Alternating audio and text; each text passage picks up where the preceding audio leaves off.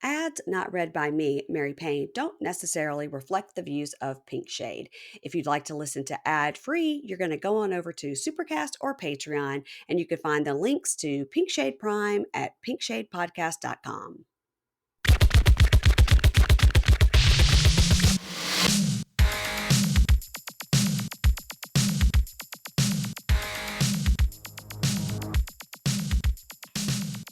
Hi, everyone. Welcome to Pink Shade. This is a Bunkie takeover. Yay! Yay! I am Amy Archer. I sound like a bullfrog today. There's nothing I could do about it. But this will help prove that the lovely Kimberly, who is with me today, we are not the same person. What if I Hi, tried Kimberly. to match your voice exactly? And it was a Fight Club situation, and now I'm going to get in trouble for spoiling Fight Club. And I'm playing. No. First of all, if you've not watched Fight Club, what are you doing? Yeah, what are you doing? Yeah. What are you doing? Go, shut this off and go watch it right now. Exactly. We're not worth it. We're not worth postponing that any longer. No, I don't think we sound alike, but maybe we do sound alike normally. I don't know. I think we do. Yeah, you can't hear. I don't know what I sound like. I don't like the way I sound. I don't like to listen to myself. So I don't know. Yeah. I feel like I always sound like I'm 12. Yeah. But now I sound like sexy Phoebe. So yeah. Do it. Work it. Got a little bass in my voice. Yep. There we go. So Kimberly, tell us what you're doing over there on Date with Dateline. Who's killing who? Who's murdering whom? Who's in the woodshed chopping up a body? Well, I'm still waiting for the 90-day Dateline crossover, and I think we're getting closer in every episode. And I still can't decide which couple it's going to be. And I'm waiting for it. And it's just going to blow up Matt Sharp Productions completely when there's finally a crossover. If you could choose, who would you pick? I mean, obvious choice is Oussama because he has the darkness inside of him. And Dark Oussama is like Dark Taissa on Yellowjackets, and we don't know what he's capable of. And so that is an obvious one. But then we're seeing this temper from Kris and Jeymi this week. And I thought, oh boy. And that would be exciting from a purely representational standpoint because we don't get a lot of lesbian murders on Dateline. There's only been a couple. And so that's true. And they deserve to be on Dateline as much as anybody. So I don't want anyone to die. Let's just be clear. But maybe a nice like hitman plot, but it never goes through. We have a failed hitman attempt. I would love that. I feel like Debbie would be amazing as somebody who survived the failed hitman. Yeah, and gets to talk with Keith Morrison. Mm-hmm. Oh. Yeah. Can you imagine? Yep. Or she would be like Keith? Mank would love her. I mean, I just wouldn't put her with Andrea or Dennis, I don't think. Actually, Dennis would be very funny because he has a lot of folksy sayings. And he does. She does. Yeah. They could just out-folksy each other. It would be great. Yes, they could. It would be amazing. Yeah. Guys, I realize now listening, like my voice is really bad. And I really am sorry. I did everything. Think it's that bad. I did everything I thought I could do. I am taking lozenges. I'm drinking coffee. I'm drinking tea. I'm doing everything I could do. It's you not should have working. had me do the whole recap. I feel very badly now. No, it's fine. So I had said to Kimberly before we start recording, please ask me about my new podcast because I'm so excited about it. But this is a natural way I'm going to bring it up because I recorded 2 whole hours of it yesterday with this voice. Oh my gosh. What is the new podcast? The new podcast is called Little Miss Recap. And it is adorable. It is me and various people, and we're covering streaming shows, but like for the whole. So in other words, my best friend and I are doing Tiny Beautiful Things. Okay. And Bunkie, Amanda Lipnack, and I are doing Yellowjackets. I love it. So we're just kind of doing, your favorite streaming shows. Yeah. And are you doing it one by one, or you're just discussing the show as a whole? One by one. That's great. And I had never seen Yellowjackets. But you caught up, right? You're not just jumping into season 2 because I can't stand for that. I'll have to leave right now. Amanda went on like an amazing vacation in Europe somewhere where I could never afford. Mhm. And her one assignment was like, okay, you have like 6 days to watch the entire first season. And if you know me, I'm a very slow binger. I am Like too. I watch like one episode a day. Yeah, me too. So yeah, because I'm a gamer, and when I want to relax, I game. Yes, I get that. Mm-hmm. Yeah. I watch a lot of reruns of Bob's Burgers and Oh, there play we games go. on my phone. So it's the There same we thing. go. Yeah. And you have to So pay attention to Yellowjackets. you have to pay attention, and we won't Yeah. spoil anything. Well, I'm subscribing to Little Miss Recap right now. Oh, did you see the logo? It's adorable. This is so cute. What a cute. I Thank love this you. name. I'm kind of mad that you took it. It's so good. When I was little, I was obsessed with the Little Miss books. Yeah. And my sister had one. I have an older sister who is like the tormentor of my life. I love her dearly, but she scorched me my entire life. And so I had a Little Miss Sunshine book, and she used to take the Little Miss Bossy book and tell me that that was my book and make me cry. I love it. Mm-hmm. I love it. I have some flip-flops that I keep looking for that are like Little Miss Chatterbox, I think. Oh, yes. There you go. Yeah.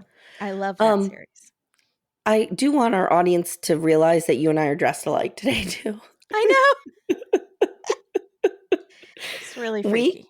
If I can figure out how, at the end of this, we'll take a screenshot and share because it's really funny. Yeah. It's really funny.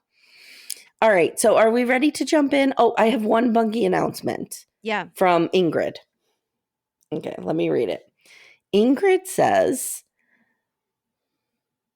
tell them, the Bunkies, 1 million thank yous for making last week one of our best ever. Oh, that's great. How about that? And then she said, we also have some gift cards in the store for your Bunkie moms in your life. So there you go. Cute. And Mary Payne does have a report from her bang trip, which I'll get to later. Okay, so let's start. This is 90 Day Fiancé, The Other Way, Season 4, is it? Episode 14? Yep. And the title is what? Never say I regret, always say I learned. Which is a Moroccan proverb. Yep. You know, Mary Payne will kill us if we don't look it up. She would yell at us, absolutely. Absolutely. Okay. I've been through that before. Not going through that again. So we're going to start with Yohan and Danielle hanging out in the DR. She's got the life, man. Let me tell you something. Everybody's like, I can't believe she quit teaching a year early and gave up all that money for pension. You know who's not saying that? Teachers. We're all kind of like, we get it. Yeah. So Yohan tells the camera, the whole meeting with Talon and Danielle and me did not go good. Did not go good. I asked about his penis multiple times. Oh, God, it was so bad. So today I decided I'm going to double down on my misogyny. I'm going to apologize and chat with Talon over some manly hoops since he's a pro basketball player, because that's what you do, right? Feats of strength. It's not what I do. I'd be winded after 5 seconds. That is not the place for chatting for me. But it seems to break the ice for these dude types. I would be winded walking to the basketball court. I know. So Talon tells the camera, I'm really stunned that Yohan wanted to meet up. I mean, I thought that, since my dick is bigger than his, like we had this settled. Yeah. But I am glad that I have a chance to meet up and we get to know each other. Then we get some like gratuitous guys in they were, now I don't know if you're my age. I'm not going to assume. Okay. Thank you. But do you remember Jams? Yeah. Okay. They're in Jams. Oh, for sure. But I think those are back now. Oh, probably. The 80s are back or the 90s are back. They were the 80s. As long as they don't bring back the hammer pants that have that. Oh, yeah. Which they actually might already have. I could have missed I think they're back already. Yeah. So they're in Jams. They're playing basketball. And Talon says, he tells the camera, the game was close, but only because Yohan doesn't know the rules. So now they sit down and they're using our friend, the translator. The app, not the actual gorgeous person from Rishi and Jen. Oh, I need her on all episodes. Yes. Yohan says he's sorry about the penis question. Then he asks if Danielle was controlling during their relationship, and Taylor's like, well, she's not submissive. So, yeah. Mm-hmm. And Taylor asks if Yohan feels like he has no control, and Yohan's like, well, sometimes. And then Yohan tells the camera, like, here in the DR, men have their roles, women have their roles, and, you want things done the way you want them. And to think that you can do it your own way is disrespectful. So Yohan says he has sacrificed a lot for this relationship, and he's tired. What has he sacrificed? I don't know. She gave up a pension, which was dumb, but probably necessary. A city that she hated and had a bankruptcy in. But she's always bragging about how much she gave up. What has he given up? Yeah, I don't know what he's giving up. He's living in a very nice apartment. That's true. He might in the same place where he always lived. He might be giving up He's his not daily giving up the plane meat trips. shop. The fly meat shop is still going. The fly meat shop. So my husband used to live in Costa Rica, and when I showed him that scene, he's like, "Oh yeah, that makes sense." Yeah. He's like, "That's why I'm a vegetarian." Yeah, me too. Mm-hmm. So, Talon says, "I know Danielle, dude. She's not gonna change for anybody." And Yohan's like, "Well, if she wants the relationship to work, she'll change." Okay, Yohan, let's see how that goes. Yeah. So now later, they go to the beach, and Danielle tells the camera, like, I'm so pissed off about the dick measuring thing that I haven't even been able to talk to him. So at least I'm here by the ocean, and it can calm me, and I won't, like, rip his fucking head off and, throw it into the water. For someone who is so zen, she needs a lot of beach. She needs a lot of aromatherapy. She needs a lot of kicking a coconut around. She needs a lot of things to calm her down for someone who is so in her aura. Her aura is stressed all the time. But doesn't that fit? Like, it's always the people who need therapy the most who are in therapy. Yeah. It's the people who talk like that are not the most enlightened and spiritual being. And I agree. So Yohan says he had a good time with Talon. And she says, well, something has to change because, I might have other friends come. And what are you going to do? Are you going to start asking them how big their dicks are? Like, is this going to be a daily thing? And I don't want to fight all the time. Like, this is not the life I want. And she says, I need an apology. And he goes, a what? And she's like, say you're sorry. And he goes, me? And then he's like, I want an apology from you for springing on me that you were going to hang out with your ex, who now I know has a huge dick. On the day before what is the national bank holiday of my birthday. There we go. Now, how do you feel about this birthday business? Because we get a little later with Jeymi. Okay, I disagree. I love my birthday. I want it celebrated nationwide. I was telling weird to me. We found a difference between us. I was telling my husband the other day, when I have a funeral, I'm like, if you bury me first, I want 7 days of mourning. I want the biggest parade you could think of. I want everyone so distraught, nobody even knows what to do with themselves. Yeah. I love it. Like, no, okay. I literally skip my birthday every year. No interest in celebrating. Not because I care about getting older. It's just, I don't think it's a big deal. It's a huge deal. You're one of those people like, this is my birthday month. So we're having a lot of activities for the month. The month is taken. Anyway, let's move on. So Danielle says she would have no problem with him hanging out with his friends. And then she says, the problem is this. When you get upset, you do really disrespectful things and you say really inappropriate things, and it's embarrassing. And he says, you want a relationship where the man does whatever you want. And she says, Yohan, marriage isn't a prison.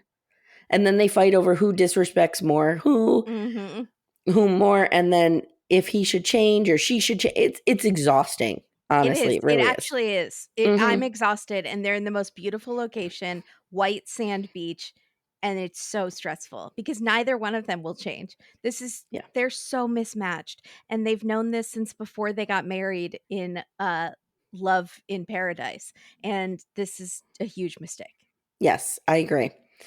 Then at one point she pulls her hat over her face and he pulls it off. Yeah. And she's like, shut up, I'm done. No mas, no mas. And then Danielle tells the camera, we've done nothing but fight since I got here. It was really just the wrong move. He's angry and he's jealous and I'm not dealing with it. And she says, maybe I was supposed to live in the DR by myself for a year. That's very telling. That was her dream. The dream was never him. The Never dream was to included him. give up. It was to give up her life in New York that she hated and to move to a beach. That was her dream. I agree. And he was the vehicle to get her there. I agree. Yeah. So now we're going to go to the saddest love story ever told. Jen and Rishi. Yeah. So Jen and her two friends are getting chai and giving everyone on the street prayer hands because they fit in very well in India. No one knows they're tourists at all. And they're celebrating because yesterday they blew up the lives of a nice little Indian family, did prayer hands, and then peaced out. And they don't know that everything went to crap after that. So they're just like cheering. Cheers, cheers. We did it. How did you feel about that? Like, I listened to you guys talk about it, but like now seeing this enough how I don't think I fully grasped how maybe insensitive they were to that family's culture, and oblivious is the right word. How oblivious they were that they really felt like it went well. The parents did a good job of smiling and being very nice, but you have to know there's more to it, and that they were being polite and they just really thought it went so great. And here's a pro tip. If you say, how do you feel about something? And your future mother-in-law says, I'd like to talk to my son alone, please. Yeah, that's fair. It didn't go well. Yeah, maybe we can talk about this in private. That's a bad sign. Yeah.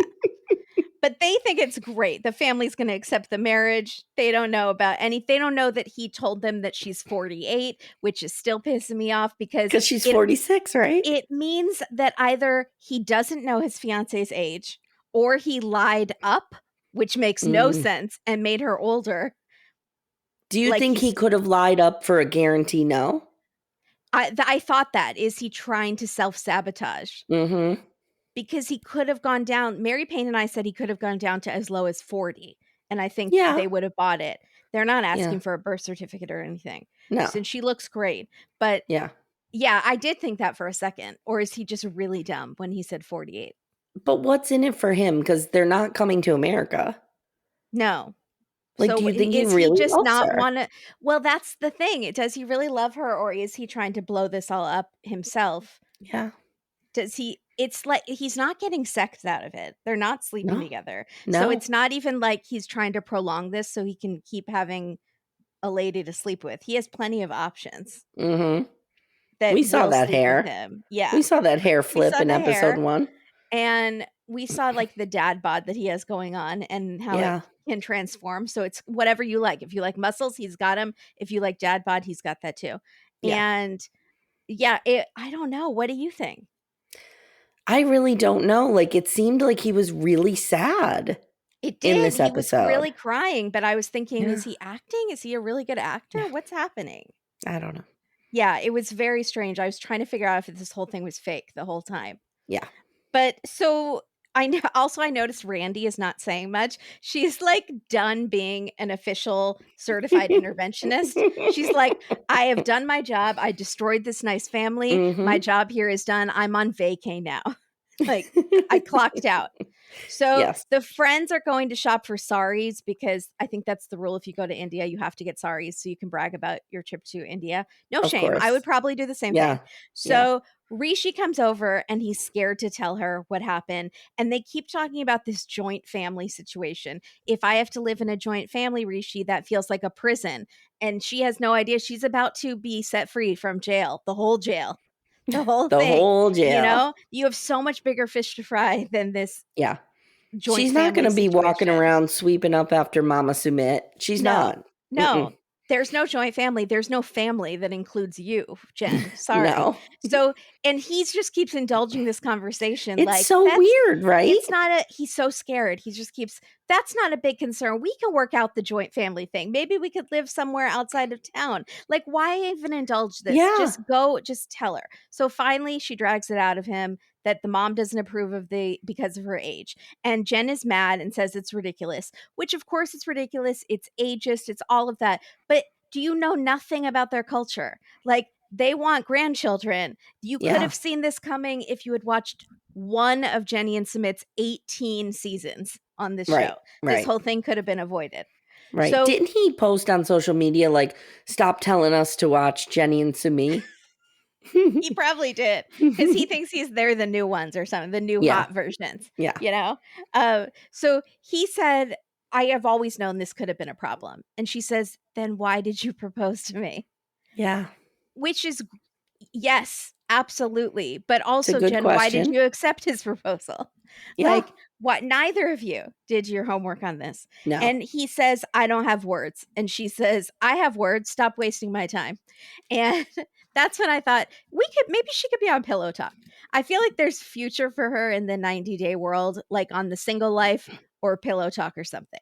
So I agree. I agree. And this was so wild to me that two people who actually realized they were at an impasse were like, okay, maybe we need to break up. And they just did. It was sad, but I was so excited because normally we get so many couples who are so mismatched and in the most obviously should not be together, and they keep Yep. making the most horrible decision, which is to stay together and get married, i.e. Danielle and Yohan from Love in Yep. Paradise should Jenny never and have gotten Sumi. married. Absolutely. I mean, Mary Payne's still rooting for them, I but know she does. but like we normally you're so frustrated because you're like, make the right decision here, it's so obvious. And this is a couple that is like at an impasse and they're making the right decision, or at least Yeah. Jen is trying to, and I was Yeah. actually very excited by it. So she says, I can't be in a relationship where someone can't stand up for me. You promised you would always choose me. And he admits he fully lied to her. He told her he would choose her over his family because he never thought it would come to this. Yeah. He's Yeah. so delusional. Like He's delusional. he's very much like Sumit. He's just like Mm-hmm. in this like fantasy child land. And he says, it's hard to admit, but I can't stand up to my family and I have to choose them. I choose my family, but I don't want to lose her. So he wants his cake and eat it too. He says, I just need more time. She says, it's been 3 freaking years.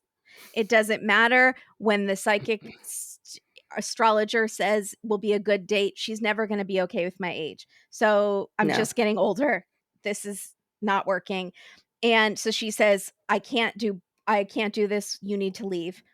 I want her to get with like a nice older businessman who thinks she's like a young hottie, something. Yeah. Like I think she could do great. Yeah. So She he could needs do better. what I call a holdie, a hot old guy. Oh, I love that. A holdie. Mm-hmm. Yeah, That's she needs great. a holdie. Mm-hmm. Mm-hmm. So she kicks him out and he's crying and he feels totally alone in this world. And it is a horrible situation that is Yeah. his society is putting on him and his parents. Yeah. Or Yeah. his mom and his uncle. But I was still excited by the progress that we were making. And so she's very glad that she took a chance for love, even though she got hurt, which is a very nice lesson, I thought. And it shows that she's maybe open to try again, maybe on the Single Life. That's what I'm pitching. I need Debbie on the Single Life. So 1000%. if I they need put Debbie Jen on the Single Life, if that means Debbie gets bumped, then Oh no. no! If we have No. to choose, it's obviously Debbie. 100%. It needs to be Natalie, Debbie, Uh-huh. not Mother Debbie. We don't Not need her Mother anymore. Debbie. No, Mm-mm. she's dating a Nazi. It's fine. Look it up. No, she totally is. Yeah. And I feel like she's okay with that. I think she's fine with it. Yeah. She just Natalie, is happy she fell in love. This Debbie, Donkey Debbie, let's just call her. Yeah. And I don't know who else. I'm happy with just those two. I don't need Pedro's mom. Why are we giving her a second chance? She's a horrible person. She's a monster. She doesn't need to be on. I guess she's on Love in Paradise, but it's basically she is. the I'm Single covering Life. it on Hey Bunkie. But like, yeah. I don't give her a second chance. She's horrible. And so there's so many other good people here. Thank you. She is objectively horrible for Pedro crying. Yeah. Saying, please tell me about my father. Please tell me what happened. And she was cold as fucking ice. Yep. And just like, you're a baby. You're a wuss. Get out of here. Essentially, I'm I don't sorry. care that your feelings are hurt. I don't Mm-hmm. care that you're my son. You're Mm-hmm. making me embarrassed. You're ashamed, you know? And Yep. she and the thing that I watch Pillow Talk a lot, Yeah. and I do like Robert and Annie, but they always stand up for Lydia, and they're No. like, "Well, she's the mom. He can't talk to her like that because she's the mom and you have to respect the mom." I give her no respect. She's a No. terrible mother. You also kind of have to respect the kid. Yeah, You exactly. know You what have I to mean? earn Like, respect. yeah, Absolutely. that's an important part of it. Mhm. All right. So let's move on to our glorious angel babies Yes. who need to be protected at all costs, who should not be Mhm. on this dumpster fire. Although I'm glad they are, because Yeah. they're a reprieve from the nuttiness. I'm hoping that we'll just be able to watch them on, like, Instagram or be even Pillow Talk. I think Pillow Talk would be fun, but I don't think she Yeah. speaks English, Yeah. so that won't Yeah. work. But maybe just on Instagram, or they'll have a YouTube channel or something because 'cause they're so cute together. Well, we can have them plus the translator, Rishi's translator. That's a great idea. Yeah. I Okay. love that idea. I'm still wanna bring back the guy from Jordan, the one from Yes. I like Yes. that translator too. Yes. So Gabe and Isabel. So Gabe is getting ready for his wedding and he's super excited. He's feeling sexy, he's feeling ready, and he tells the camera, because I was trans, like I never thought I would get married. I knew I'd be with people, I knew I'd be in love, but I never thought I would reach this ultimate, like, beat the end game, whatever. Mhm. And he loves Isabel's family and he's in for a legit fairy tale. Yeah. Okay. So then Monica comes in like a wrecking ball. And she's like, "Oh, by the way, not coming to the wedding." Apparently, the night before, now this is all over text. Apparently, the night before, Monica, Gabe, and Monica's boyfriend were hanging out, and Isabel was late because it was the night before the wedding and she was doing wedding stuff. I'm sorry, I keep Yeah. coughing. Totally understandable. She's planned this whole wedding by herself. She did That's it all herself. fine that Absolutely. she was late. Yep. Okay, I'm popping a cough drop. So Monica got pissy and wanted to leave, and Gabe said, "Please don't, because Isabel's on her way, and I don't want to deal with the whole thing." And that reads to Monica as you're scared of her and there's something wrong with your relationship. You shouldn't be marrying this girl.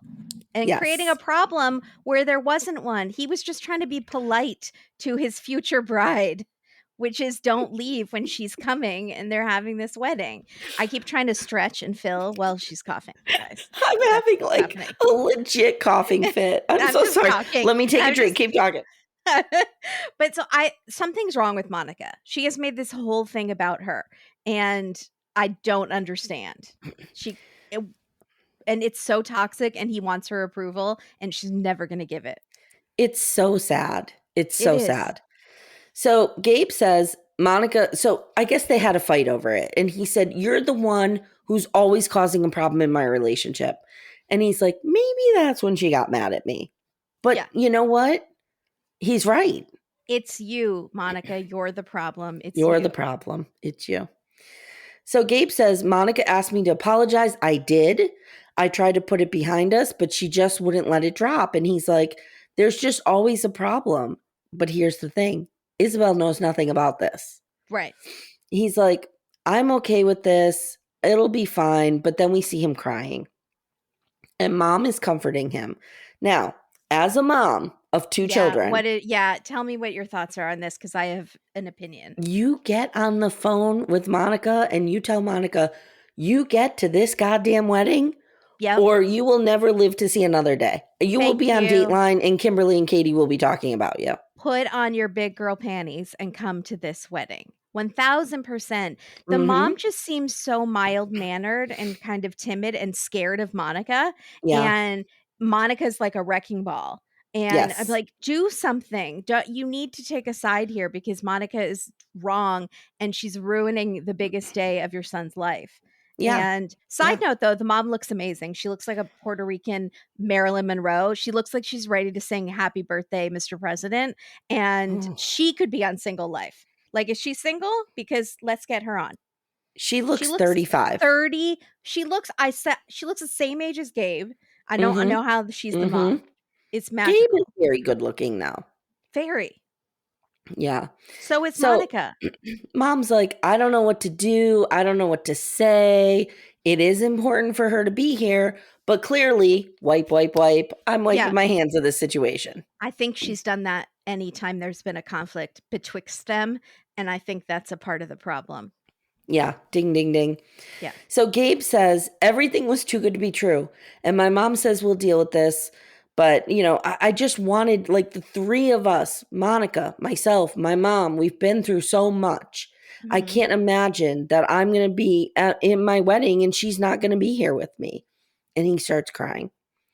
Now it's 3 hours to the wedding, and Isabel's precious father, who I adore, Cute. who I absolutely adore, tells her, he brings her some tea and he's reassuring her that everything's going to be fine. And he's like, we're always there for you. We love you and Gabriel. I'm nervous, he tells the camera, but this is so beautiful. Yeah. And you don't experience these things every day. Like giving away Isabel to Gabe is like, this man is amazing. This man is the best. I've said it before. He's the best Christian I've ever seen. Yes. Period. Because he's actually a Christian. Yep. 1000%. And he normally on this show, the parents, when they do that chat right before the wedding, it's always like, we could walk away if you change your mind. Yep. They're never happy, and they're always trying to like explode the wedding. And he's like, this is amazing. I'm nervous, but I'm excited. This is what Yep. I've wanted for her. And Yes. it's so nice. And we'll always be there for Gabe too. And like, it's perfect. It's everything. It's everything. I have a great dad, but he did that to me my first wedding. He turned to me and he's like, we don't have to do this. But And he of knew because course- it was your first wedding. Right. Of course I should have said, no, we don't. Let's go. Let's get in the car and just drive. Let's go. We'll go to Mexico. It's fine. I drank an entire bottle of champagne on my way to the church. That should have told you something. Oh my God. Okay. So Isabel tells the camera, my family support has been amazing. My mom practically pulled an all-nighter to get my bridesmaid dresses sewn. She's hand sewing them. Sewing them at like an hour before the wedding. Still That's sewing amazing. them. Do you know how to sew? No. I feel like a lot of people I don't. could fix like a seam or something. I'm scared of sewing machines. Oh, really? Whenever I was in home ec, we had these horrible needles, like it would just pop off and like almost shoot you in the eye. And so I became terrified of them. So I don't like sewing machines. That's one of my many phobias. You'll learn. I don't know if you could see it, but sitting behind me right here is my grandmother's 1945 Singer sewing machine. Oh, that's amazing. I love that. She was a seamstress. She quit school in, I think, 8th grade and went to work in a sewing factory. And she always had a sewing room at her house that was just full of piles of material. I love that. And we would just jump in them and then we would just sew shit. So I know how to sew. That's amazing. I do cross stitch and knit. Like I have an Etsy shop where I cross stitch. That's pretty amazing. And I had a knitting shop as well in the past, but like I don't sew. I don't do it, but I do know how to do it if I had to. That's What cool. do you cross stitch? Are you doing like Debbie falling off the donkey? Because I will buy that. No, I do like I should do some of Debbie's phrases because I do things like with bad words on them, like home sweet effing home, and balls to the wall. Damn, it feels good to be a gangster. So I also started an Etsy store a couple of years ago, and I called it Gen X Farmhouse. So I would take that word art that's in the Samantha font that says gather, and I would do things like gather somewhere else, and family, no thanks. Yes, things like that. Yeah. Love, so see, we're very similar. Larceny. Yes, we're very similar. Yeah, I love it. Okay, so Isabel's like, I love my family, blah, blah, blah. She leaves to go to the farm where they're getting married. She realizes Gabe isn't there. She has no idea where he is. She got a text from him that he's running late, but there's no explanation. So she says, the only thing I know is that he and Monica had some kind of problem last night. Now we get, ding, ding, 90 days before the wedding. We're getting like the timeline, which tells us something's wrong. Oh. she's freaking out because she's dealing with everything on site, and all he had to do was get dressed and get himself there. Yeah. And she's like transporting this fish thing that looked like it was Yes, made of soap. yeah, What was like that? I thought it was like a clay, like a statue. Okay. It looked Yeah. like something Yeah. like that. Yeah. I actually have something like that. I don't know where I got it, but I picked it up somewhere.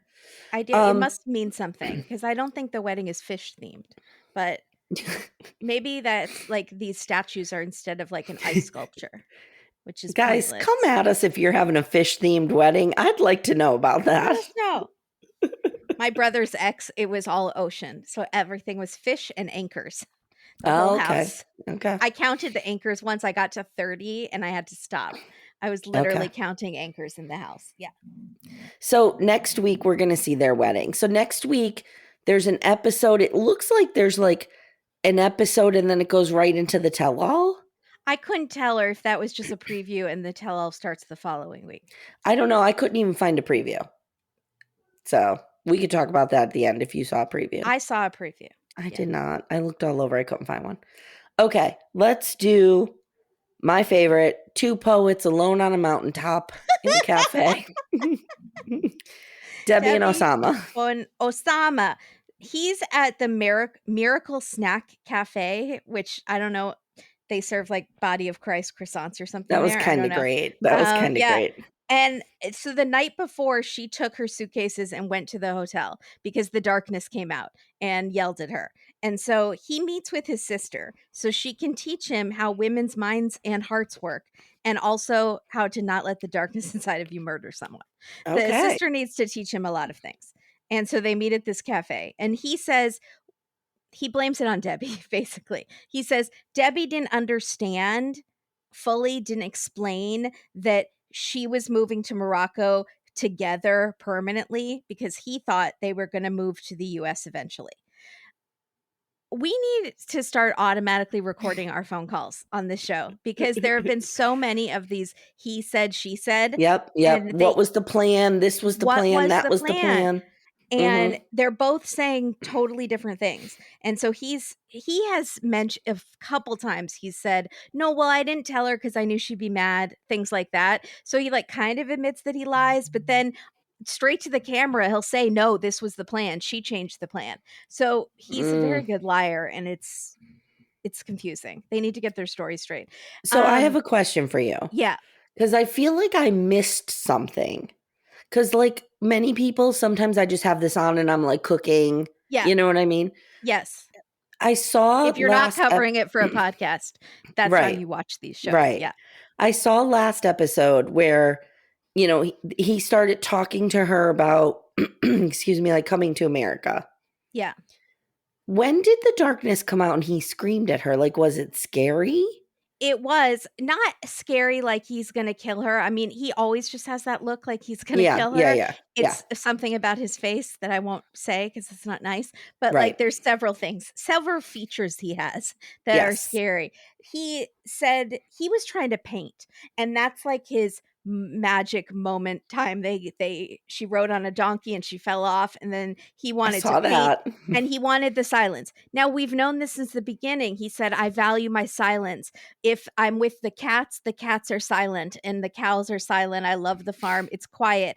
And it's like Debbie is the opposite of quiet. She's Little Miss Chatterbox. So this is never going to work. So she keeps trying to talk about what's our plan? You keep lying to me. When are we going to get an apartment? When are we going to do this? And he got stressed and he said, you're crazy. You have a mental illness. You're delusional. Okay. Now I saw that. Problem. I saw that. That was it. That was it. Okay. And she is like, I can't believe anything you say. And that's it. She's like, she's a Southern lady. She's not going to take that kind of talk. And she left. I will say it's really refreshing to see a woman stand up for herself like this. Absolutely. Yes. Go Debbie. So he's lying and saying to the sister that Debbie changed her mind about moving to the States, but we still don't know because Debbie's very vague on this too.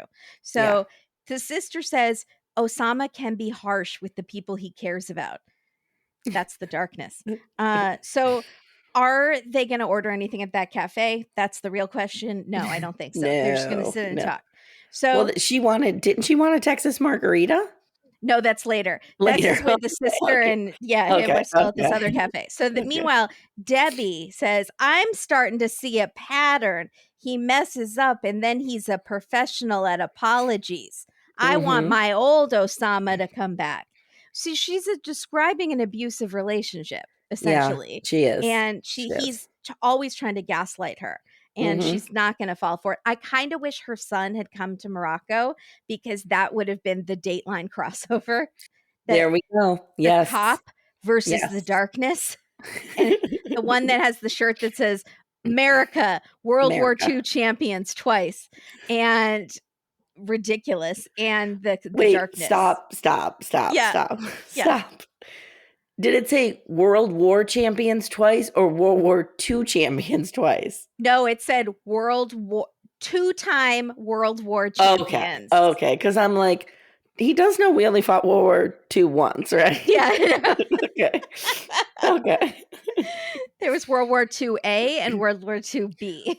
You know what? Who knows what people believe today? Who knows? The conspiracy theories, he totally believes. Yeah. So, like Misty Quigley says, we're asking the wrong questions about the moon landing.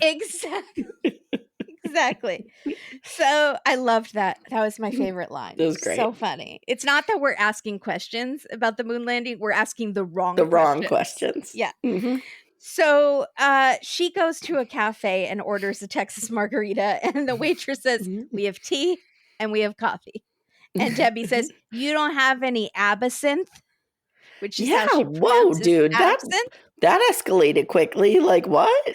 You're going from, a margarita to absinthe. And I thought there was no alcohol in this area. Like, I thought that's what Oussama had explained to her earlier, because she said she wanted to drink wine at house and they couldn't. He said they're not allowed to. And then she goes, it's like a desert for margaritas out here. Oh my God. So it's not a food desert. It's a margarita desert. No, it's a literal desert. You're in Morocco. It is a desert. So he walks up and says, how are you doing? And she says, how do you think I'm doing? Because she knows no time for small talk. And he says his excuse is, I've warned you that when I get angry, I can't be held accountable for what I say. You just need to give me my space.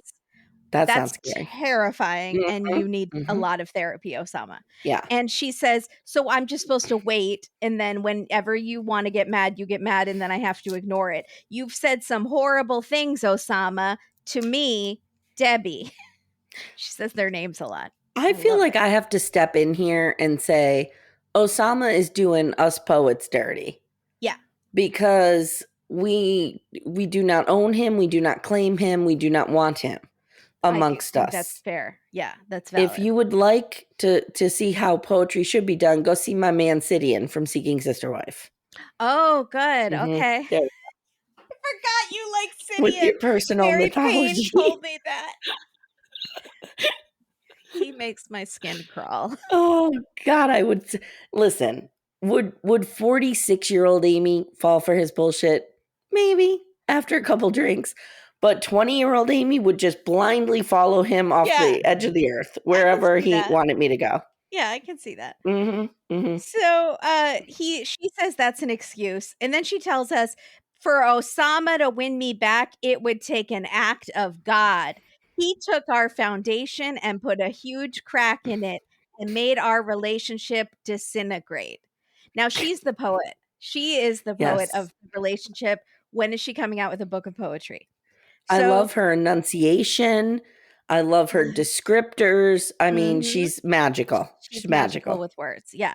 She says, tell me something, Oussama. Why didn't you tell me the first night what your plans were for us, Oussama? And he says, well, first of all, he did. They had a dinner and he said, I thought you were just going to come here and then go back to America in a couple months.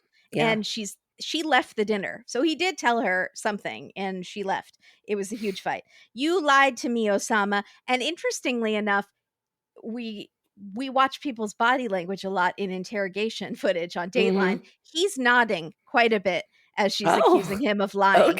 His head is bouncing up and down. He says, well, if I told you, then you would have thought I was using you for a green card. And then he says, our plan was for you to come here and we get our documents together to go to the States. And she says, no, we were supposed to come here and get married. Now you're only talking about documents. And so I Yeah. don't know who to believe. And she says, I thought we could go to the States in the future, like next year, to visit my kids, but then we would come back here to live. So was this a simple misunderstanding, or is he lying now? I kind of think he's lying now because he scares me. And he's I admitted he lied before, but I think she might have been confused as well, or vague. Yeah, that's what I think happened. I think I love her, and I am clearly Team Debbie here. Yeah. But I think that she either misunderstood Or or told him what he wanted to hear. she just forced the narrative in her head. Do you know what I mean? Mm-hmm. Yeah. But I will say, I always have told everybody who will listen to me talk, and that's not many people, that once a woman hits like 40, something changes in our brain where we just don't give a shit anymore. Yeah, absolutely. And it gets progressively right higher. And she's at 67. She's at 67, and that is #goals. Yeah, she gives no Fs. To just be like, you burned me one time, we're done, I'm leaving. I love it. It's so refreshing. But not with Jenny, who is also a woman of a certain age. That's true. That's true. Jenny is sticking around through a wife that she didn't know about. That's insane. That's true. That's true. Mm-hmm. So he says, this was the mistake you made. You misunderstood. This was not the plan. And she's like, I want you to focus on our marriage and not the paperwork. Like, so she's still not saying that's not what I said. She's kind of saying, I thought this was about our love and you only care about visas and paperwork and stuff. So she says, love conquers everything, but you don't have enough strong love for me to conquer our love. So you don't have unconditional love for me. And I'm glad to know that now.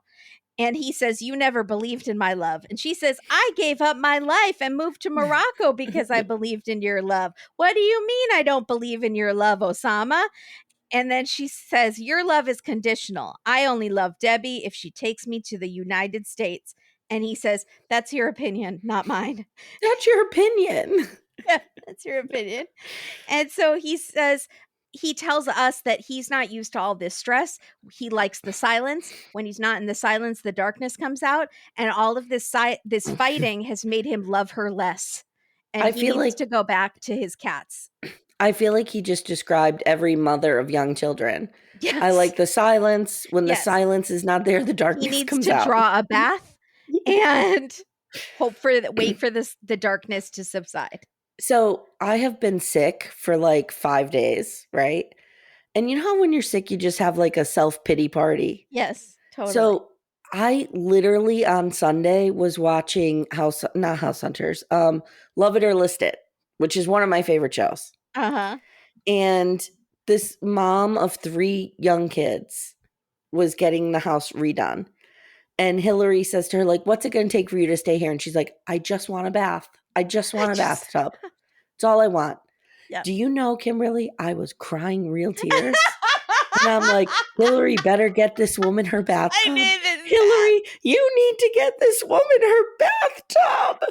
She deserves the bath. Hillary told her that she couldn't do the bathtub. Then at the end, she surprised her with the bathtub. And I'm crying. The mom what an emotional roller coaster. This is I love my exciting weekend. That was my exciting weekend.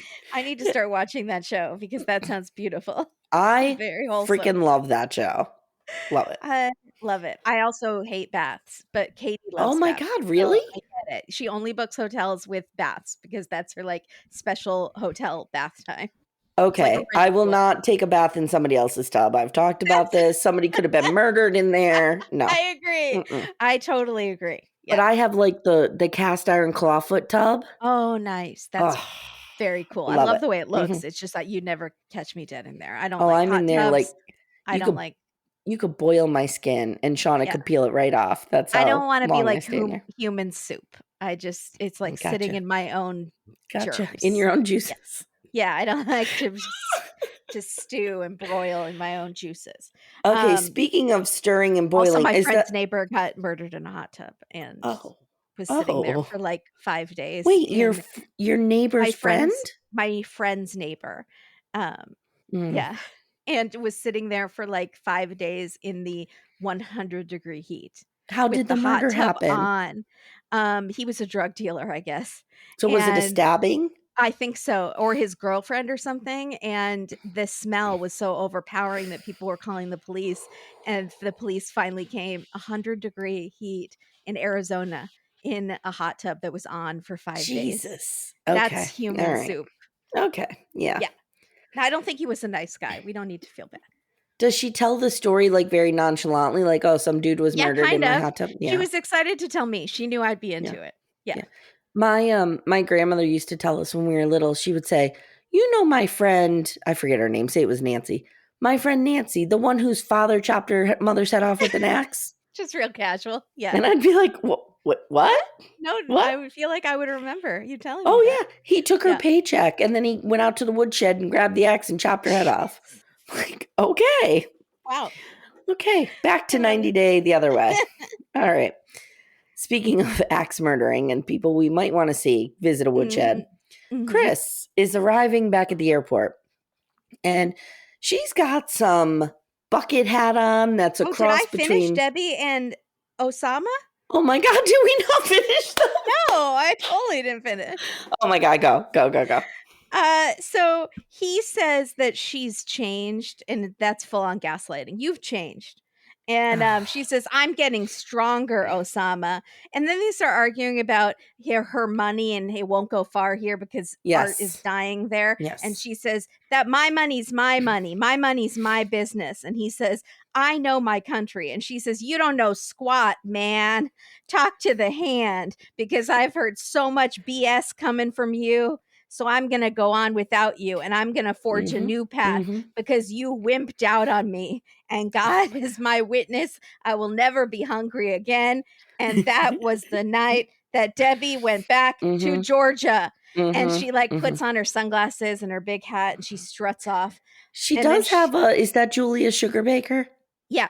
She does have a Julia Sugarbaker quality to her. 100%. Yes, I agree. And he says that was a bait and switch of the most cruel kind, outwardly becoming someone's hero to inwardly becoming someone's worst nightmare come true. And that was like, where is the book of poetry? I need it now. Can you cross stitch that onto a little thing? Yes, I think so. A bait and switch of the most cruel kind. I also love, you don't know squat, man. Dude, you don't know squat. Poetic. Yeah, sometimes she's the opposite of poetic. So she's packing up her stuff and I couldn't believe it. I thought, is this another fake out?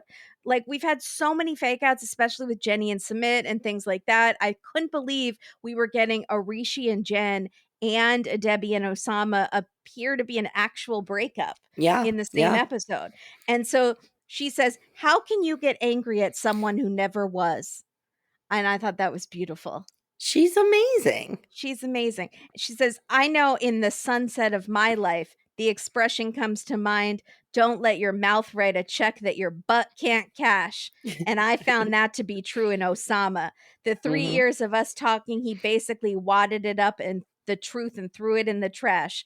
You've got wiser, Debbie. You are going to work on yourself and to trust again, but I can do that. I'm a tough old broad. And I'm going to go back like, yes, I can. She's like Rosie the Riveter and Barack Obama all in one. And I thought she was channeling a little Obama there. I did. For sure. And then she starts talking to her suitcases like, come on, big boy. Come on. Okay, soldier. Onward. We're going to go to the U.S. I'm ready to rock and roll. I wrote, that was like literally, she can't even be quiet to herself. She literally has to talk even to her suitcases. And then the taxi driver asks how she's doing. And she says, I guess I'll live to fight another day. Yep. I don't know why I do her Midwestern, but it's fine. It's so great. She's at the airport and she says, I'm going to have to go eat crow, go back with my tail between my legs because my kids warned me about this and it came true. And then she says, this experience was like sticking your finger in a light socket and getting electrocuted. Oussama taught me some hard lessons. After 12 years of protecting myself, I've been burned by the worst of them. I've got to be smarter.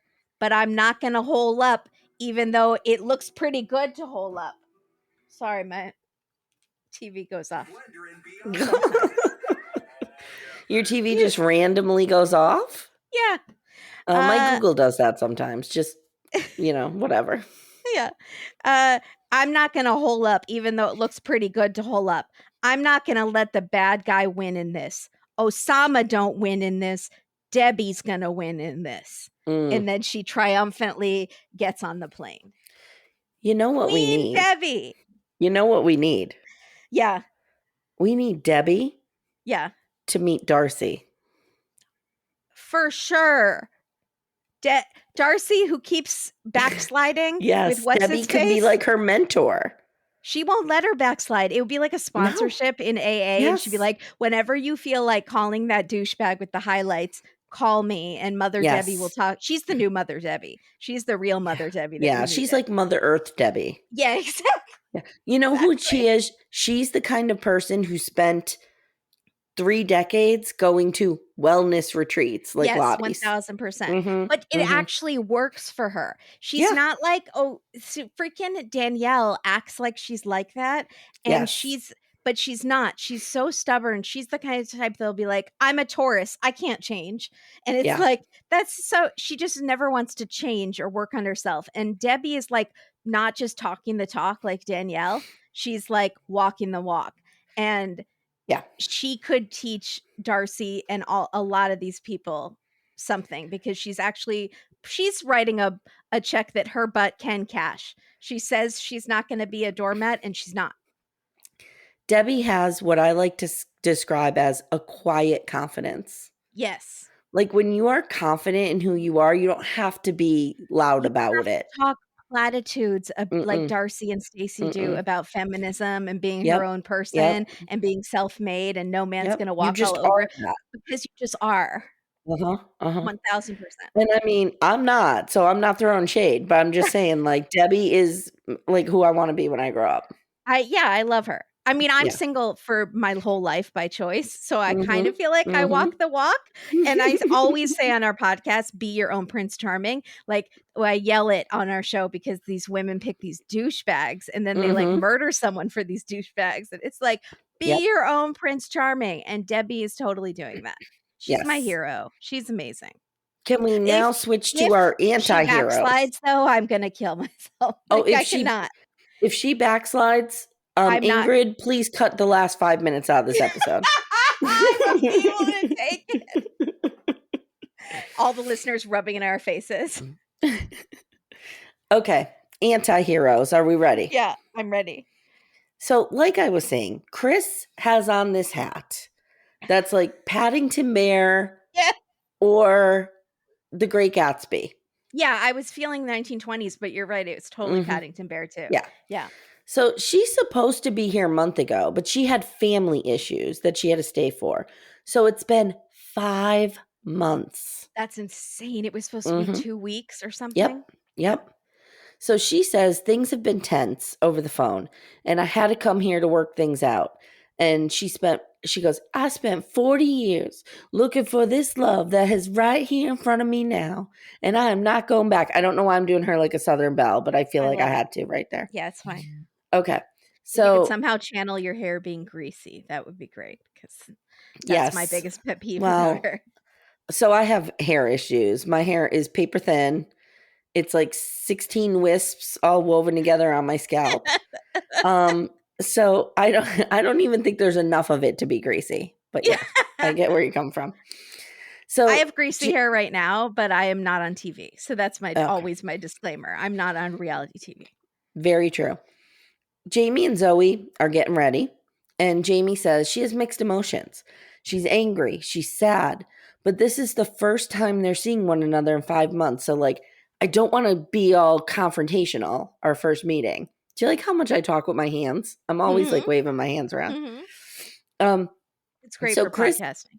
Kris gets there at night, and Jeymi looks smoking hot.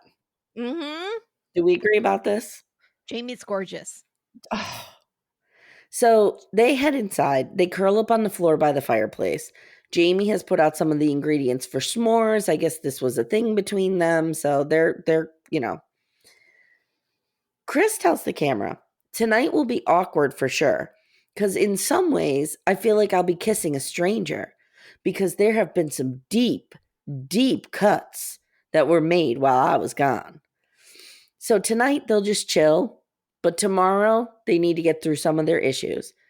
And I wrote she has on a Daisy Buchanan hat, and you are no Mia Farrow, so don't even attempt it. So the next morning, Kris and Jeymi are headed to some kind of outdoor pool and hot tub. Looks like maybe it's like a private club. And Kris tells us, we had some fun with some furry onesies last night. Now, Kimberly, what were your thoughts on this? I immediately thought they were furries, and I was like, Me oh, too. that totally makes sense that Kris is a furry, and she's trying to get Jeymi into the furry lifestyle. And for anyone listening that doesn't know, give it a bing. But then they said they didn't have sex, so it was more just like they had a slumber party. While you're binging furries, give bronies a bing. Do you know what bronies are? I totally know what bronies are. Yep. Guys, My Little Pony, which was popular in the 80s but came back in the aughts for my kids, and it was amazing. My Little Pony Friendship is Magic is amazing. I don't care what you say. No, it is. Apparently there's a subculture of men who love it. Yeah. Oh, yeah. If there's a great Bob's Burger episode about it. Oh, is there really? Yeah. It's amazing because she loves her chariot dolls, which are like horses. And Bob has to go undercover as a brony to infiltrate the group. It's really good. My husband and I are rewatching Archer. Oh, yeah. I love Archer. Yeah. The same guy, right? Same guy. Yeah. Yeah. It's confusing because Archer's super hot and like sexy. And then Bob is not. Yes. But they kind of confuses you a little. And you're like, is Bob sexy? And like, no, all he does is talk about how he smells and he has so much hair and he's out of shape and his breath is bad. But it would be like giving Don Draper's voice to like Niles Crane. You'd be like, I'm really confused right now. What's happening? On Niles Crane, though. Of course you did. My nerdy dreamboat. Yeah, I love that. British, possibly gay. Love it. Love Niles. Okay, Crane. You're making me cough now. Okay. I love that show. That show was fantastic. I think I went to a taping of Frasier once and fawned over him the whole time. Fantastic show. Yeah. Kelsey Grammer's problematic, but it's a good show. It's a good show. All right. So they're going to this pool and Jeymi tells the camera, my birthday is very important. And I was like, you go, girl. It's a national bank holiday. And that's okay. And Kris just, maybe it's a Libra thing. Are you a Libra? No. Okay, maybe it's a Libra thing. I'll have to ask Mary Payne. To be into it or to be not into it? To be into it. Gotcha. That's possible. I'm a Cancer, and it feels very much like a Cancer to not be into it. My sister's a Cancer, and she is not into it. Yeah. So there you go. Okay. But again, I'm not being like Danielle. Like, I'm a Cancer. It's just the way I am. I don't have to better myself at all because I'm a Cancer. And that's how it is. You do realize we just did more research on that than, most people do on most things. Okay. So she's like, look, so now Kris is saying that she had to stay in Alabama because her son got into trouble. For the last month. Yes. The first amount of time was because of her pain meds, her bank problems, and to make money for living in Colombia. And then her son got it. She has what Keith Morrison calls a constellation of ailments and a constellation of life issues. And it's also a raft of corresponding demons. So those were two of our favorites. That's pretty good. Yeah. So it's hard to keep track of her excuses at this point. On our podcast, we're constantly quoting Lottie and saying she's in the vice grip of her trauma. I love that. Okay. So Jeymi's like, look, I know Kris is a mom, but like she's also a wife. And what about me? So they arrive at the pool. It's all decorated. I mean, it was cute. To me, it could have been better. Well, see, and for me, I was like, wow, that's too much. You didn't need to go that far. That just shows. I was like, there's a sign and a cake. It's like, it is your birthday. Remember from The Office? I'd be fine with it. I'd be fine with it with the Mhm. brown balloons. And I'm like, Mhm. you've Mhm. gone too far. It's fine. So there's cheese balls and there's red velvet cake, of which both sound good. Yeah. And Jeymi tells the camera, I was pretty excited walking in. Like, this was okay. We see them swimming. They're having a good time. Kris does not seem to be in any kind of pain. But then again, Okay. water is very good for pain. So, But you know what's not good is Jeymi riding around on Kris like piggyback style with yes, her arms yeah, around her not good. neck and No trying to bueno. fake drown her in the pool. Does she Yeah, want to live with the metal halo that Kris is yeah, going to need after surgery for like a year? yeah. That was not good. Also, wouldn't this So, party have been so much more fun with a couple of Jamie's gay guy friends? Like, yes. you have cake to share, and it's just the two of you sitting there. Like maybe if you're Mm, in love, it's nice, but for me, it's like a pool party, more people, more fun. I agree, but sharing the cake doesn't sound great to me. I would maybe cut the cake in half and stash half. Yeah, and I'm already Yeah. thinking, "Oh, the leftovers, I'm gonna have to Mhm. deal with that. I'm gonna have Mhm. to do Mhm. we have Tupperware? I don't know." I love a good leftover. So now they decide they need to talk, okay? Because while they're in the pool, Kris is like, "This is the fun side of Jeymi that I love seeing." See, they're great on vacation, Yeah, it's but a vacation bang. not in a marriage, and they're also good in person and not when they're Yes, apart. Which is again, why did Danielle marry Yohan? Because they were never good even when they were on vacation. never good. Like So this, I get why you were fooled into getting married because you were I do too. on vacation. Yes, yes, I do too. I agree. So they decide to talk. It's an hour later. Jeymi Wait, but tells did they her, go have sex in that other room? What I was don't that know what other they room did. about? I don't know. They walk together to this other room, and Into a room, all giggly. Jeymi or Kris is, like, slapping Jeymi's butt with the towel, kind of. It's very, like, frolicking, Yeah, and they then it probably went and says had sex. an hour later. Whose property is this? That do they have, like, a room set aside for sex? I don't This know what's is happening. why you don't Airbnb your property. Exactly. A while ago, I said we should keep a running list Yeah, of hotels that we could never stay at because Love After Lockup has filmed there. absolutely. Mhm, Yeah. mhm. So they're talking, and Jeymi tells her, "Look, Kris, this is great, but I'm still mad at you that you were not here for my actual birthday, and I feel like you kinda lied to me." Kris says, "I am so sorry, but I'm a parent, and you have to understand kids are important." And Jeymi's like, "That's great, but you promised me money and you didn't pay." And she tells the camera, Kris came to Columbia, paid the rent, then she left, paid that month, and that was it. So she only paid for 2 months out of 5. Jeymi's trying to explain, and Kris is talking over her, and this is causing Jeymi to talk louder. And then Kris is like, lower your voice, or we're done. Yeah.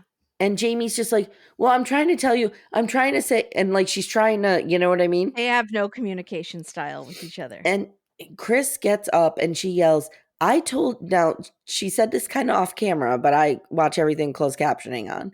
Yeah. She said, I told you to shut the fuck up and you wouldn't. So we're Yeah. done. Yeah. Wow. Scary. Wow. But maybe I feel like she has had bad relationships in the past, like maybe abusive where people screamed. So now she just Yeah. shuts it. If you raise your voice, I shut it down like Yeah. immediately. Yeah.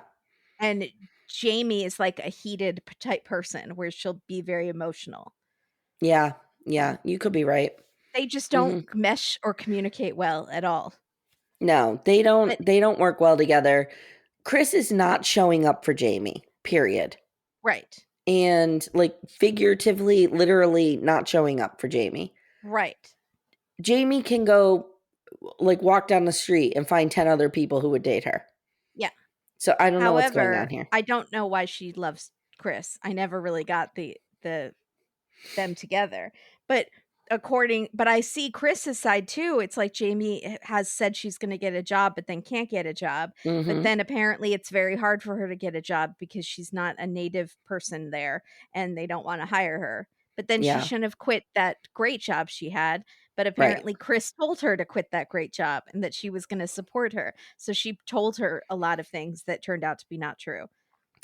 I It's think very I there's think Kris overpromised, underdelivered.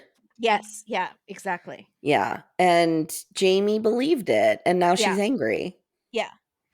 And Because Jeymi Jeymi knows probably she has some jealousy issues and Sure. neediness. Sure. And Kris keeps disappearing.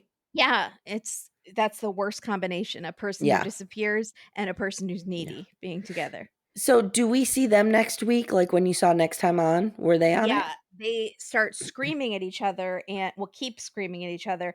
And Kris gets in the production van and tries to close the door, and it's almost like she's trying to close it on Jeymi.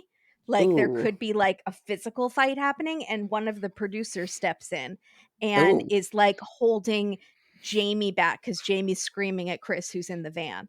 It's Yikes. intense. Yeah. And do we see the wedding that we all want to see? Yes, but she is very mad at him because she Mm. doesn't know why he's late, and it keeps just showing like him still like crying and not getting dressed, and his suit is just hanging there. Okay. So that's rough. Yeah. Yeah, But that's everyone's really like lined up. We see the bridesmaids all lined up, and the editing makes it look like he's not there yet. So Yeah. I don't know. Monica needs to be ashamed of herself. Absolutely. Yeah. She's ruined this whole Yeah. thing. And then do you want to know what else? Yeah. Rishi has been reaching out to Jen all week, who is still in India, and he's acting like they're still together. And then he goes to, I think, that astrologer friend. I couldn't remember, but I think it's the Okay. astrologer friend. And the astrologer friend says, this wedding cannot happen. It won't happen. And he says, I'm still not ready to give up. And Okay. then the craziest one, well, besides Jen and Kris are really crazy, Nicole apparently went through Mohammed's phone and found him chatting to some girls. And he's mad because she didn't respect him and went through the phone. And Color me she's mad shocked. that he was talking to girls. Okay. All right. Yeah. I forgot. Like we didn't even see them this week. We didn't see them at all. And then Oh. we did see a preview for the tell all, but I can't tell if it was starting next week or starting the week after. Okay. Well, guys, I mean, tune in to Pink Shade. Mary Payne has you covered. Kimberly has you covered. Yeah. I'm just an imposter here. A sick imposter. You know what it is? You're Kimberly and I'm the other Kimberly. Like the other tie. The darkness. Yep. I'm the darkness. Yep. I love it. If you haven't already, guys, subscribe, share, follow Pink Shade on Instagram. Pink Shade Pod on Instagram. Trying to get 10,000. Yeah. Now here, let me tell you what Mary Payne has checked in from her bang trip. Okay. Yeah. Mary Payne says, I'm having a wonderful time on my trip. Never looked at my computer. I have some inside scoop about the celebrities that have stayed here from some of the staff, and I'll share it on Hey Bunkie this weekend.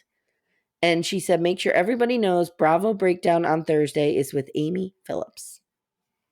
Amazing. Okay, now, do you have 5 minutes to talk about Yellowjackets? Yeah, of course. Guys, follow me at Little Miss Recap. Follow Kimberly, A Date with Dateline. Our YouTube channel is A Date with K and K, and we do live recaps of Yellowjackets on Sunday nights. Okay, so the episode airs on Sunday, and then they're going right to YouTube. Correct. Okay, and what is that address again? A Date with K and K. With K and K. Okay. Yeah. Okay, so if you don't want to hear us talk about spoilers for up to episode 6, correct? Yeah. Then you can log off now. We love you. Goodbye. All right, so let me I have a theory I need to run past you, and I want your opinion. Yeah, I'm ready. What if this was all misdirection? And you may have talked about this on your show already. What if this is all misdirection? Like everybody seems to think Lottie is the bad one. What if Lottie's the good one? Like what has she done that's bad?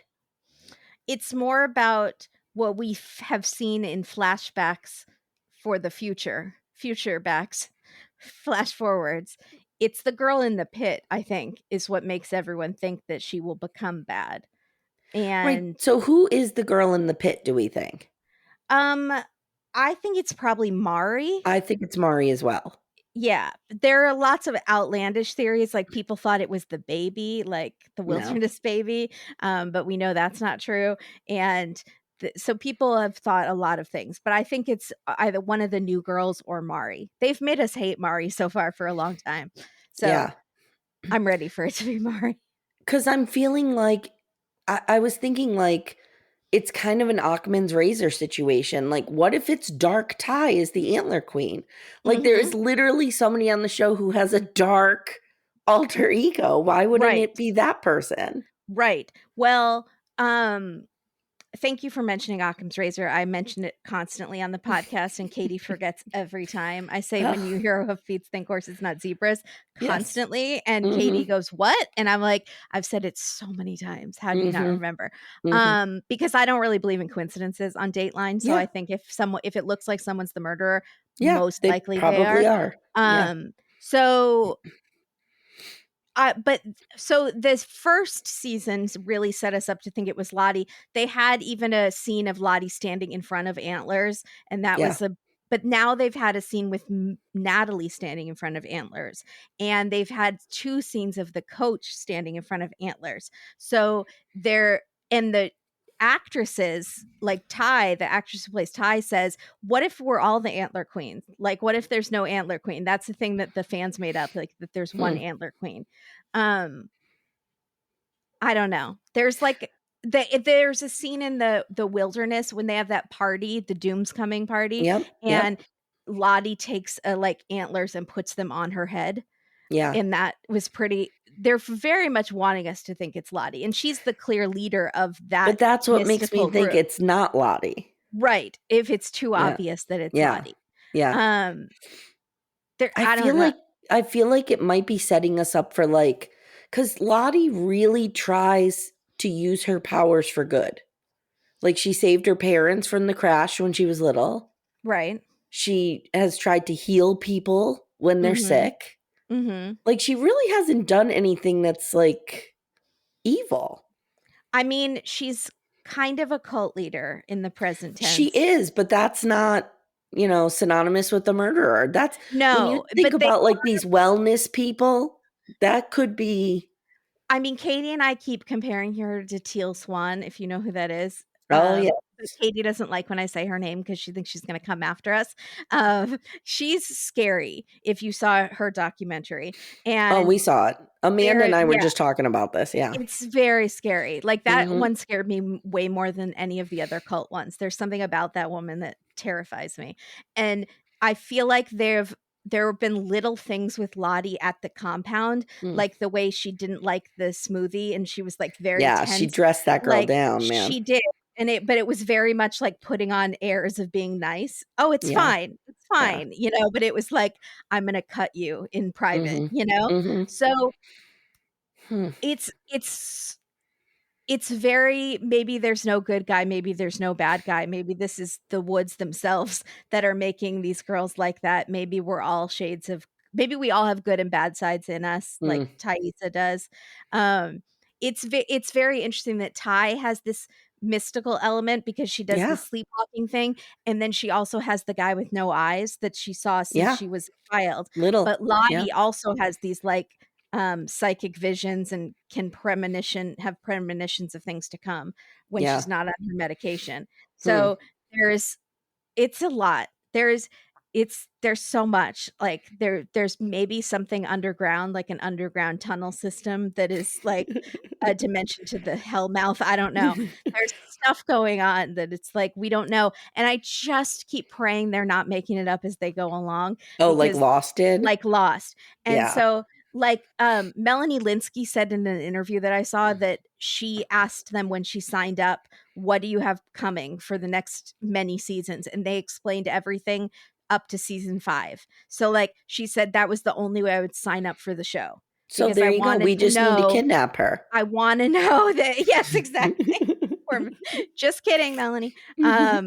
Yeah, it's like she knows. They explained plot by plot what they were going to do, so it wasn't like they were making it up. Because this season has kind of felt a little bit like they're just throwing stuff at the wall, and I'm like, please tell me you know what you're doing, because I can't go through Lost again. Yeah. I agree. I loved Lost. I loved the whole journey. Loved it too. But you know what I loved about Lost?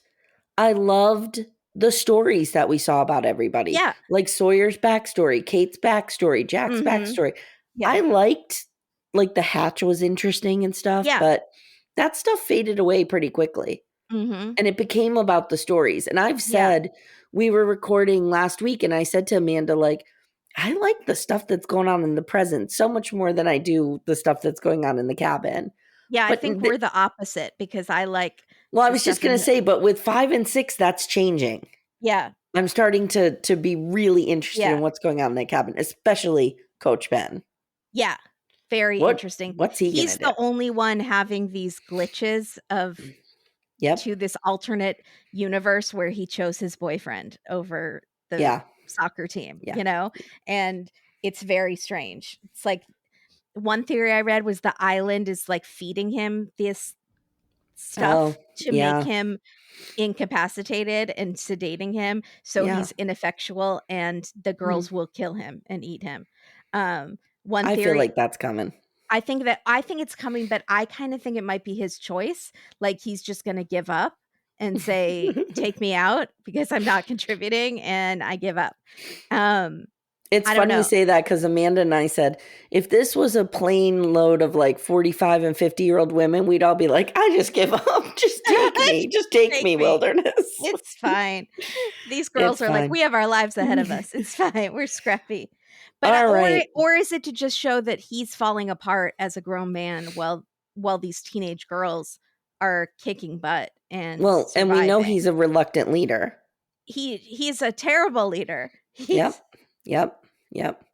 He's a teacher who wants to quit and give up part of his pension and move to the Dominican Republic. He's got Yohan waiting down there for him. He's going. Yeah. All right, girl. So everybody tune in to A Date with K and K on YouTube if you want to hear Kimberly and Katie talk about Yellowjackets. And subscribe to Little Miss Recaps. Yes, Little Miss Recap. Recap, singular. Little Miss Recap, yep.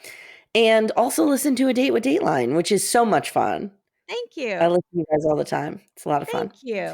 All right, it's been my pleasure. Myself as well. Sorry that I paused because I was swallowing, not because it wasn't my pleasure as well. Okay, I was going to just burst out into tears and say, just get the woman her tub, Hillary. She just said it wasn't her pleasure. She took like 30 seconds to reciprocate my pleasure. All right, guys. Next week in this space, you will hear Mary Payne back from her bang trip with celebrity gossip, apparently. And look for Bravo Breakdown with Amy Phillips, and follow Mary Payne on Instagram at Pink Shade Pod. And subscribe, with your parents' phones, your dad's phone, your mom's phone, grandma's, the dog, the groomer. Grab her phone off her, whatever you got to do. Okay. All right. Thank you so much, and we'll see you soon.